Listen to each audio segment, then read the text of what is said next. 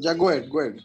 Yeah, so that quote says that he says that when there are other witnesses like Saint Leo and Saint Gregory, you can't just rely on this one quote. Secondly, he says further in that same document, it says that you touch the you touch the hands which have touched the Holy Eucharist to your eyes.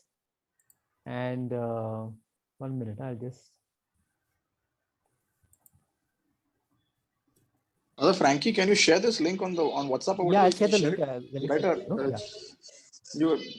Just See, share it says the same passage says further that the faithful should touch the holy body of Christ to their eyes before consuming it. It also says that the faithful should touch their lips, which are still moist with the precious blood of Christ, and touch the blood to their eyes.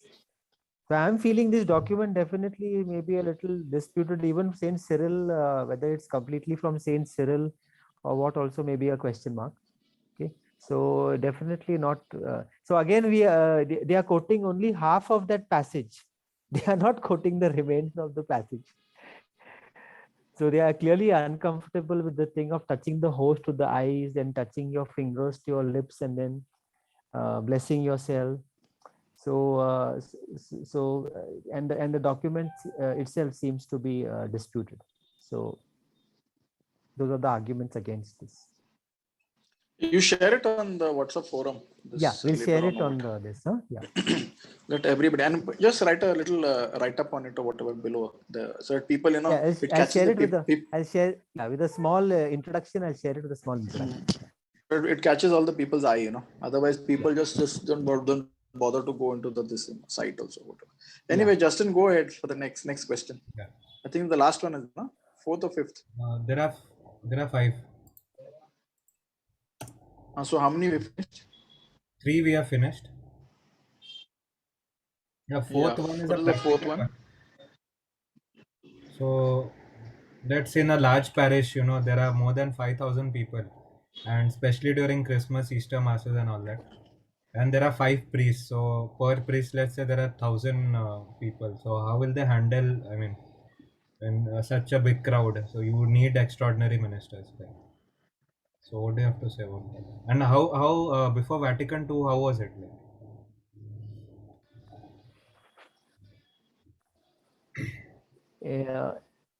Any of you remember how it was handled before Vatican II? Like when there were, I'm sure there would be areas where there would be huge crowds of people, no? Say for a Christmas service or an Easter vigil. Any of you, any idea how it was handled? I can only relate to one of the talks by by Bishop Schneider, where he said that there was this one priest who would come once in so many months or something. Yeah. And he was only the one priest that would be there. And when people used to travel a long distance to come for this, and he would come the previous evening, and almost whole night he would be sitting for confession, and sometime later during the morning there would be mass. And I am sure that it was that one priest who gave communion to all. So taking that example, I think in the past also there would be only the priest who would be giving this. Now, as far as what I'm assuming that if there's a 5,000 crowd in a parish, I don't know whether that parish will have only one mass, first of all. And I don't know whether all 5,000 will come for just one mass. So the crowd will be definitely distributed, I suppose. And distribution of communion, no doubt, has to be done by the priest itself. And if the crowd has to wait, then they wait, of course. Because again, it comes for the whole thing comes to what Father Conrad said. If you revere the Lord, yeah, you will wait for him, and you will crawl like Father Conrad said. I'd rather crawl on my knees and receive the Lord rather than saying, okay, why don't you have Eucharistic ministers? Or somebody might say, just send the Eucharist home. It doesn't make sense, no. So if you have reverence for the Lord, you will wait. You must wait. That is my thinking. But Right. I mean, if Father Frankie and But I think time is a constraint, so that is why they say, in order to just finish things quickly, because midnight mass, let's say it's a midnight mass and there are restrictions, and you have to close the ground and all that, so we have to distribute communion faster. So that is what they say. It's a practical thing, can't it's say. a very sad, Yeah, it's a very so sad situation. Justin, actually, I know that you're voicing out all the all the points that are now put forth. But first of all, now our midnight masses are not happening at midnight. They are Exactly. happening way before midnight at 10 o'clock. Okay. Right. Secondly, some places now that 10 also has gone away. It's coming to 8. It's coming to 8. It's coming to 7. And now with COVID, you don't talk only. It's coming to even 6. Right. So now with all of that time at our hands, it all comes down to basically uh, uh, I, I have come to this conviction, thanks be to God, that we are the generation who will have to give an account for the greatest abuses against the most holy Eucharist. And one of the greatest abuses is we want the Eucharist to become, we have made it fast food. What was meant to be the main course. Whenever we go for a meal, whenever we have a festive meal and we're having the main course, do we hurry with the main course? No. Give me one, tell me one, never. In my own home, in your home, at a wedding, at a birthday party, anyway. Don't we just relax and enjoy the main course? And then after the main course also, we won't just get up immediately. We'll sit there. We'll sort of enjoy the after effects of the meal. We'll still continue our conversations. We'll have a little dessert probably also. But when it comes to the Eucharist, the main course, we have reduced it to the level of fast food. We want it to be over in a hurry. We have reduced it to the level of a starter, and even worse, probably I think we would take more time to have our starters when we go out to have something. So this whole thing of this whole argument of hurry, hurry, hurry, the people have no time. There's only, I think the only place where we measure time is, and on both sides of the altar, is at the Eucharist, I think. Nowhere else we measure time. Do we measure time when we are watching a movie? Do we measure time when we go out to have for recreation, or when we have gone out to spend some time with friends or whatever? No. So that is one. Secondly, from what you all said, when the priest is distributing Holy Communion, there could be more priests also. Sometimes it may be one priest, sometimes it may be multiple, 2 or 3 priests. We do have a shortage of priests now. But even if it takes time, that time is there for a purpose. Now, that is the time when we have to do what we are not doing now. And which brings me, dear friends, to one thing which the good Lord and our Blessed Mother have sort of, brought me to conviction and placed a burden on my heart. And I sort of experienced this as a personal mission, which is the reform of a great abuse now present in our experience of the Eucharist, which is our post-Holy Communion haste. We wind up everything. We wind up Holy Communion, the reception of Holy Communion. There is no thanksgiving. There is no silence. There is no interior adoration. There is no thanksgiving after Mass. There is nothing. Our whole post-Holy Communion experience winds up in less than 5 minutes. And we have walked out of church, and we are no longer being taught or made conscious, and thus not being conscious. The Lord is still within us. Actually, what Holy Mother Church teaches us is that the as long as the sacred species is there within your body, not yet dissolved fully, as long as the tiniest speck of it is there within your body, the Lord is present fully within you. That is, you and I are a living tabernacle at that moment. You and I are a living monstrance. Yes. And so at that point of time, you are not actually supposed to be rambling about, you're not supposed to be entering into other conversations. You're not supposed to be. That is the time for thanksgiving and interior adoration and all your supplication and the Lord speaking to you and so on, everything. So ideally, if you ask me, we have to not, yeah, I mean, for how long is the Lord present within us? One can say that it is anywhere from, say, 20 minutes to half an hour. The Lord will be present within us, no, physically at least. So then we have an obligation to spend that time with the Lord, no? True. And you know, at Tabor, when they teach on the Eucharist, they tell you that half an hour after you have received the Lord is the most powerful time of your life. And dear friends, I am convinced that if we would only spend quality time with the Lord after receiving Holy Communion, and if we would know what to do after receiving Holy Communion, we would experience healing and deliverance and miracles in our churches. We would not have to run here and there to the psychiatrist and to all our and so much of medications and so much of sickness. Tremendous healing graces and so many graces would flow from this. And here I'd like to conclude by saying, calling to mind this amazing experience that Saint Philip Neri, manifest. So one day a lady in church after mass immediately got up and went away. What he did, he sent two altar boys with lit candles to go after her and walk beside her. Yes, And then he told them, tell that lady if she asks, why have you come like this?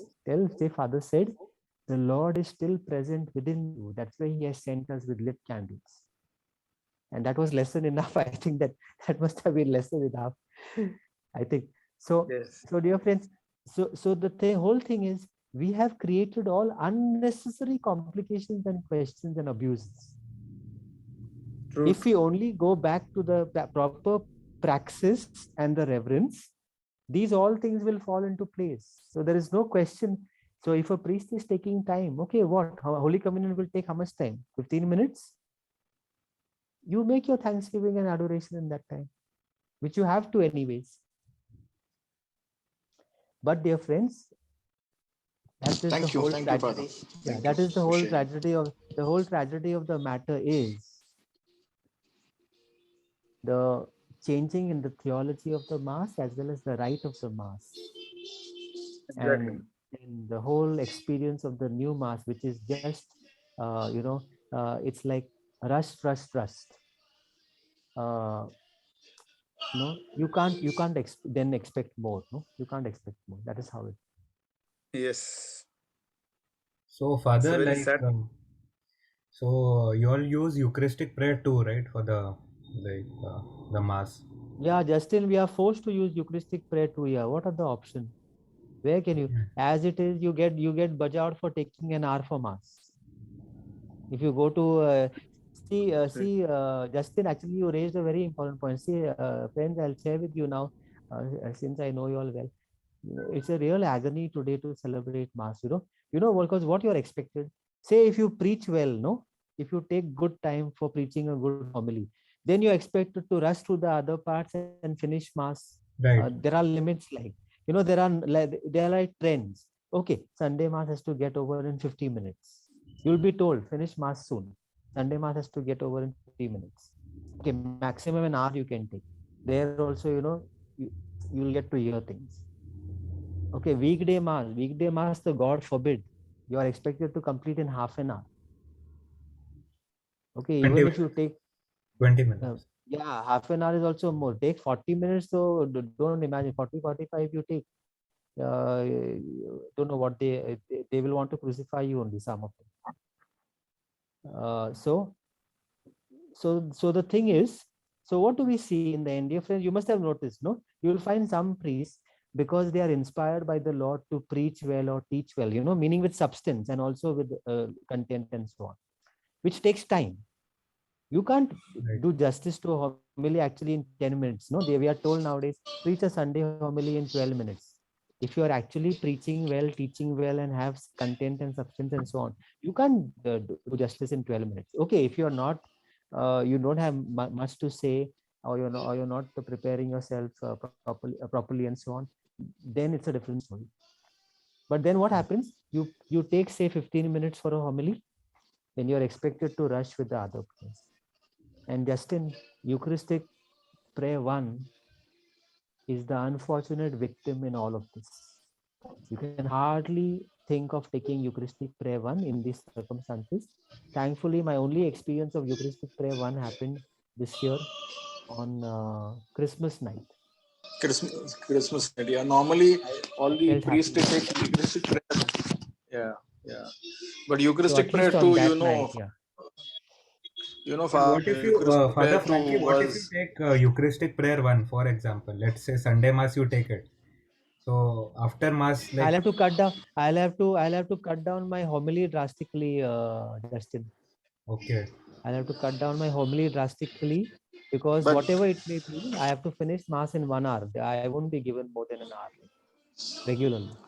Eucharist, Justin, by the way, Eucharistic prayer too was devised by whom, you know that, na? Annibal Bugnini. Right, right. Napkin, on a napkin, that too. Yeah, On a napkin, in a yeah. restaurant. On a I know that. napkin. He wrote it on a napkin. Yes, yes. Yes, yes, That is a yes. tissue And paper. Tissue paper. And I asked yes, the same yes. question to And Cardinal. I asked the same question to Cardinal. What he says that this prayer goes back to Saint Hippolytus, 2nd century. That is what he says. Justin, you and can you know send where me. Justin, you can send me that source where this I is will. I will. I'll share mentioned it that with he you. wrote. I'll share it. It's a very, Indian just send one. it to me. it's Send very, it to me also on personal chat. Yes, sir. Personal chat, yeah. Send it to me also. it's very sad. Because Yeah. even I would like to. I want to do some research on it, whatever. It, And I think Taylor what Marshall, I if have I'm read not wrong, that Taylor Marshall it has was a done. podcast on It it. He has an episode. Eucharistic prayer too was written on a napkin, on a tissue paper, Right. and it was basically the planning of it was done in when two or three of them, it seems, were having beer on a beer bar. That was what I read. Right. Right. Correct? it's very, yeah, it's very Yes. sad. All the things that are happening. Yeah, that's true. In fact, I This is also what had, I I still have that. I still remember this 2019, I think, during Easter or something. I'd come to Orlem only for Mass, and I don't know which parish priest was there, but I was just next to the screen, the big screen that they had put. Uh, I came there and I could see everything that was on the altar very vividly. And I can never forget that they were using the big host, not the normal size, the big host. And one of the things, two things that I cannot forget there is the paten or plate or paten that the host was kept in was the normal one, this normal size. And the host was bigger than that. So I just couldn't understand what the priest was trying to do. And the second thing was after during the communion time where he breaks the big host and makes it into smaller pieces, I could see no reverence in the priest itself. He was just breaking it like as if we break one papad kind of thing, tuck, tadak, tadak, tadak, tadak, and then putting it in the other chalice and then giving it to the priest. So, I mean, I didn't know. I was speechless, and of course, I couldn't share it with anybody there because my in-laws and brother-in-laws and all, they are not into traditionalism. So I just kept quiet and I was just trying to think, what are the priests offering the faithful? Then it also led me to think, does this priest believe what he has done during the Mass? Does he believe in the true presence? And if he believes, then what is this he's doing? Just folding, and then putting it there. I cannot forget this. Really, it's very sad. It's very sad. Uh, but No, I so don't know. Bernard, yeah, so Bernard, what you're saying actually is a fact. Okay, I mean we can't sort of brush it under the carpet or deny it. It's a fact, Yeah. and it's a very sad reality we see now in our times. And just to add to yours and both to supplement and complement it, we see the same thing also now on the laity side, especially as a priest, no, when you're distributing Holy Communion. You just get to see how the way in which a person receives, no, you can just make out, no. Uh, Yes. there are some who receive with such great faith and reverence that you can just make out that their whole being is telling you that it is the Lord that they are receiving, and they are witnessing to that. Whereas sometimes, uh, the way the person receives it, and then the way the person even consumes it, it's almost like, no, the person is just having a wafer, or just is just Formality. Yeah. yeah, or it's just like popping something into his or her mouth, no. So True. that whole import, no, that whole import, and that what you say, that gravity that has to be there in one's whole being, as you approach the Lord, as you receive Him, as you go back and you continue your praise. Uh, so Bernard, what you're saying is all that has diminished.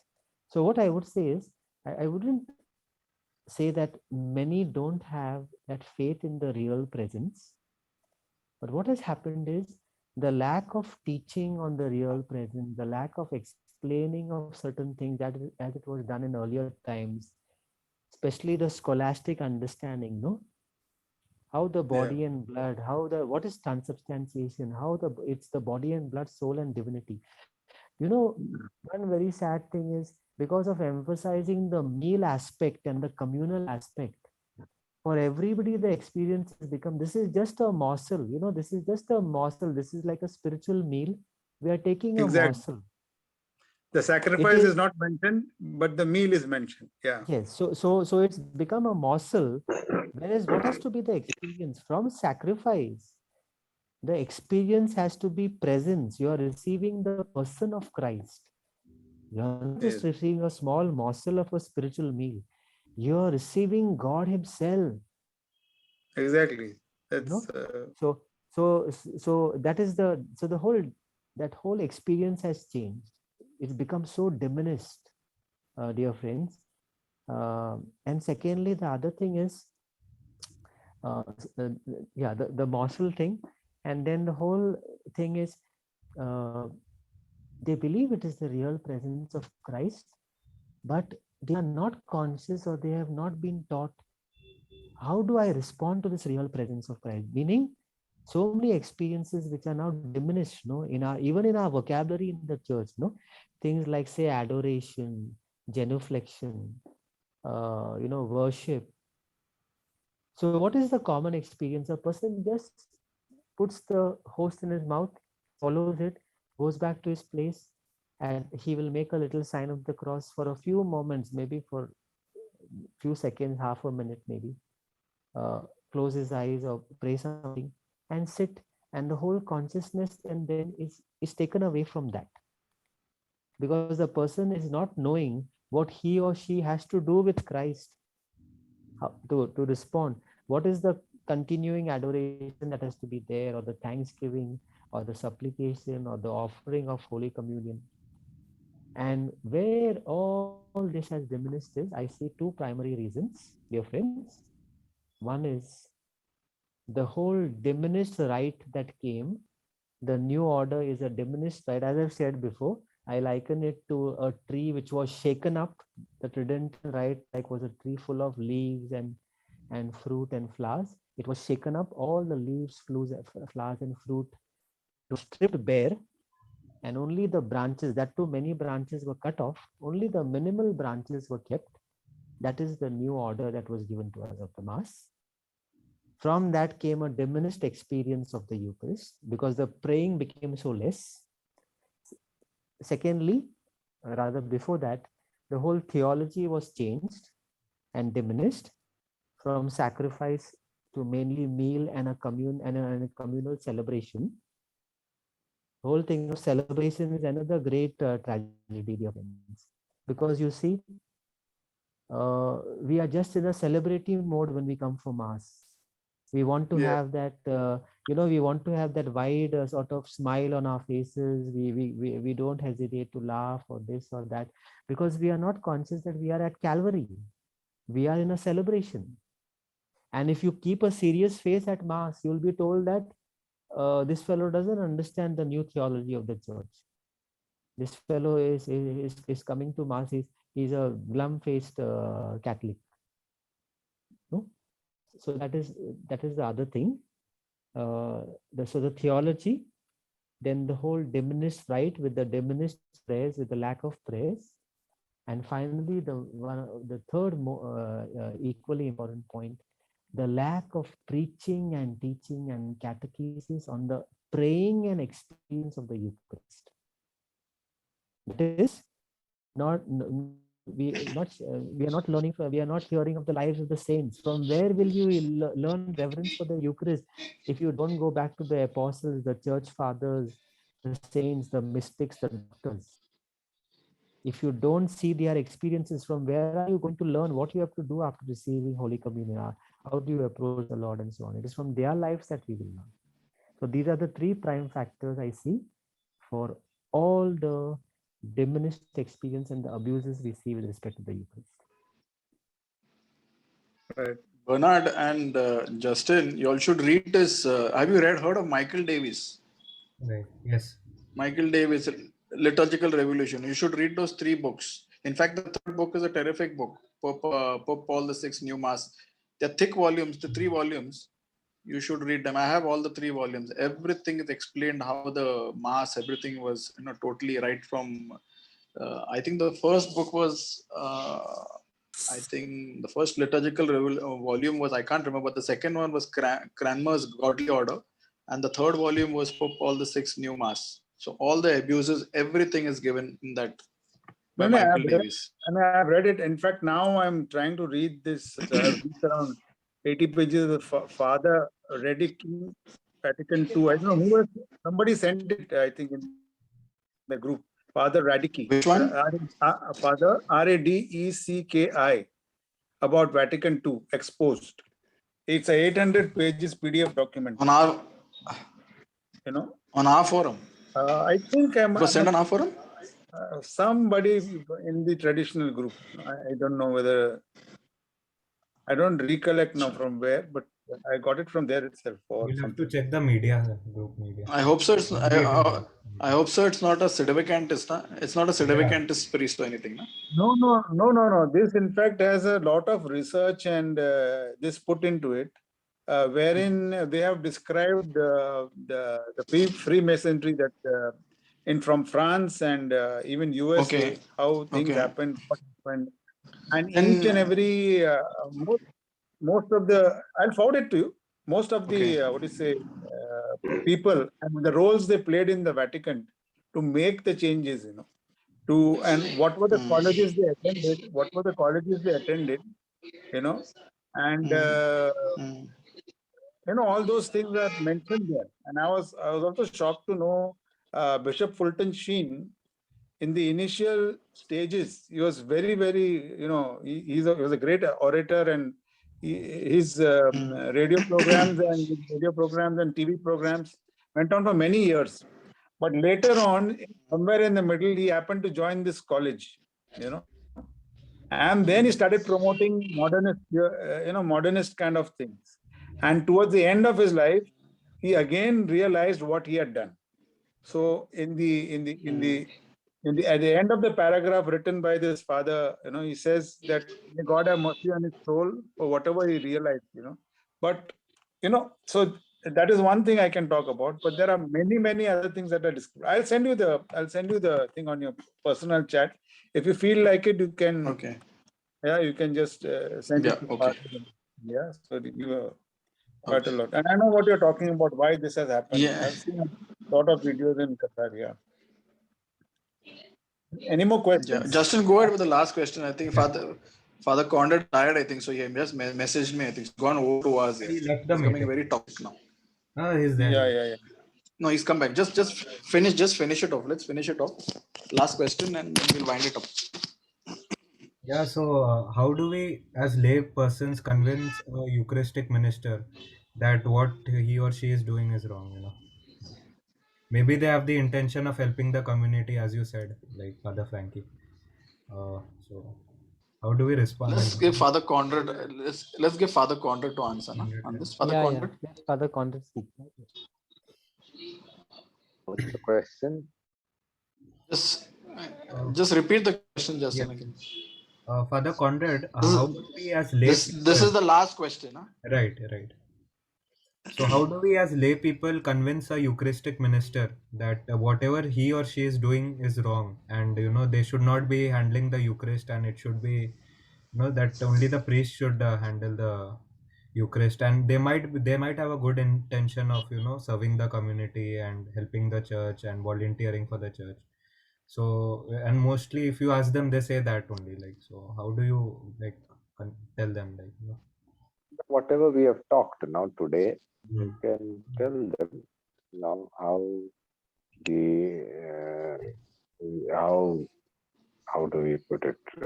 How theology has evolved, the understanding of the Eucharist has evolved, and this is what the Eucharist, the reverence that we need to show, the consecrated hands that needs to handle the Eucharist. The little this is so for that to explain. One is you can explain it from a historical point of view, and then bring in theology, or purely from a theological point of view. You can explain these two factors are there, or you can also explain by way of testimonies and examples of people. I'm sure you must be having testimonies of people who have been blessed by moving away from this action, so who have stepped out in faith, trusting in the Lord, stepped out in faith, trusting in the Lord. So if you have testimony, that seems to be the best answer. Nothing like experience, nothing like a testimony. Nothing can beat a testimony. So basically, three factors I would suggest. But some say that they Historical, want to do theological, and experiential. Yes, you were saying something. yeah, so some of them say that it's their calling and it's their mission, and they love doing that, so they are into that. So how do you tell that? Again, Just leave these people aside. Leave these people aside here. If you can't convince them, you cannot. What do you say, Father? yes, it amounts to the same thing, Like it's from a like any other role in the theological, church, no? So you are but if reading. somebody doesn't want to, Yeah. pardon? Listen, you have to. Father, Yeah. what I was saying basically is it's like any other role. Like priest is doing something, I want to volunteer. Let's say I want to do the first reading, second reading, whatever, and then it's just like that, So it's like like you have to work for the church, They say that. So I'm called for Yeah. that. But one thing I can definitely tell you, Justin, is that first thing is that we have to try personally to talk to the person. Yeah, but if you feel that the person is difficult to talk to or is not being convinced, we can always pray for the person, because if you can't reach him that way, prayers can reach, so it is your faith. Correct. And I think we should add these prayers into our daily prayers. That is prayers for these lay people and prayers for our priests, and especially true priests, because we need the conversion of hearts. Even our Pope, we need the conversion of his heart, and so we should keep that in our daily prayers. Pray for your priests, pray for the lay people, pray for the Pope, and also pray to Saint Joseph for the death that we want. Like they say, pray to Saint Joseph always to receive your last sacraments and to receive the a true contrition for your sins. So these have to be a practice which you can share with a lot of people. And I think our prayers will take effect at some point of time or the other. I mean, this is what I have learned, and I'm trying to share with you, because beyond a certain point, you cannot push a person. Right. You know? Yeah. So he will Like for example, now we have our WhatsApp forum over here, and we've been appealing to people to join in for the catechism. I mean, I feel now nobody is much interested. I mean, they're not. I mean, the level of catechism which are going on our group, on our Zoom, and WhatsApp on our forum is. I mean, we are asking all intellectual questions, and all maybe not intellectual. You know, they would like. And They it's feel they're basic, doing like God's it's work or nothing whatever. Our advanced. parish priest. It's nothing advanced. It's just basic, Yeah, Eucharist, real presence, so like incarnation. for example, I doubt any of the Eucharistic ministers they read. I don't think they read. They feel that's what I always say. They just go blindly because the parish priest has called him. Finished. Bernard. And That's they what. feel they are called to serve. They feel that they are capable, they want to serve. So there's sometimes I remember my spiritual director, Father Emilio Lobo, saying, he says, "Don't waste your time on all these people. You're wasting your time." He says, "You just tell me." fine. Because they are not going to listen. It's a matter of prestige and pride. Oh, I'm holding the host. I'm going to someone's house to give communion. Yeah, it is, I guess. In the face of, Yeah, but you in know the what, Oban, sometimes, face of, if you say, and if you believe it is, there is pride involved, no, the best Then answer on our part would be an answer of humility, to humble exactly. ourselves, and our Exactly. true Yeah. humility would mean that we pray asking God for wisdom first of all before we confront or before we approach, and whatever we can do according to His wisdom, we speak and leave the rest to God. We can't go beyond a But then, certain yeah, measure. but Father, sometimes, what they That say, if would you try to be correct it, yeah, go ahead, Father, go ahead. so. That would be a solution in humility, because we know most of the things that are happening is happening in pride. Now, rightly so, it is happening in pride. It is a defiance against God. Now, and so the solution is also in humility. I do whatever I can in obedience to Christ, praying constantly that His Spirit guides me. And if it doesn't happen, I'm still detached from the thing rather than get worked up about things. So that is the action of humility. That is a quality of humility, not action of humility. That's a quality of humility, that I'm not worked up even after being told, and if the other person is not convinced and wants to still go. No, it is like the prodigal son. The son said, "I want to go, give me my wealth and give everything." And the father said, "Okay." It's a quality of humility, the father's humility and generosity and patience, so allowing the other. So there may be sometimes God may allow a person to sin and sin and sin, and God's patience, as Peter says in his letter, is meant to lead us to repentance. So rather than making a judgment about a person, now that the church is functioning like this, we cannot be sitting in judgment about persons who are doing these things, but we can always be a source of help rather than passing a judgment. When I say judgment, there are two aspects of judgment. Judgment that is aimed at correction, and a judgment that is aimed at condemnation. The latter is not our calling. That is God's calling. Leave the rest to God. Now, that they are condemned, that they are this, they are. We leave the rest to God. We do what is best, what we can do best, and leave the rest to God. No. Right, Father. It's very nice. Let's wind up. Yes. Let's wind up. It's only 1 minute remaining. I think it's over.